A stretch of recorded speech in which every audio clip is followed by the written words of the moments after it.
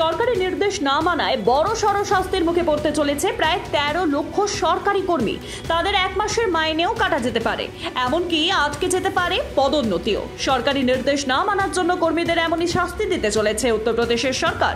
গত বছরের আগস্ট মাসে সরকারের তরফে জানানো হয়, মানব সম্পদ নামক সরকারি পোর্টালে নাম নথিভুক্ত করাতে হবে সব সরকারি কর্মচারীকে। সেই সঙ্গে নিজের সমস্ত স্থাবর এবং অস্থাবর সম্পত্তির খতিয়ান আপলোড করতে হবে ওই পোর্টালে। প্রশাসনের স্বচ্ছতা এবং দায়বদ্ধতা বাড়ানোর জন্যই এই পদক্ষেপ বলে সরকারের তরফে জানানো হয়েছিল। নিয়ম মাফিক সব সরকারি কর্মীর কাছে এই নির্দেশিকা পাঠিয়েও দেওয়া হয়। বলা হয়েছিল 2023 সালের 31শে ডিসেম্বরের মধ্যে সরকারি কর্মীদের এই তথ্য আপলোড করে দিতে হবে পোর্টালে।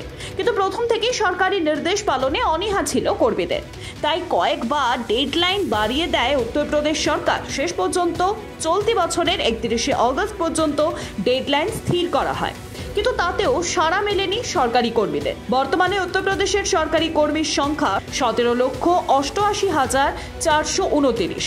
এখনো পর্যন্ত মাত্র 26% রাজ্য সরকারি কর্মী তাদের সম্পত্তি খতিয়ান সরকারের হাতে তুলে দিয়েছেন।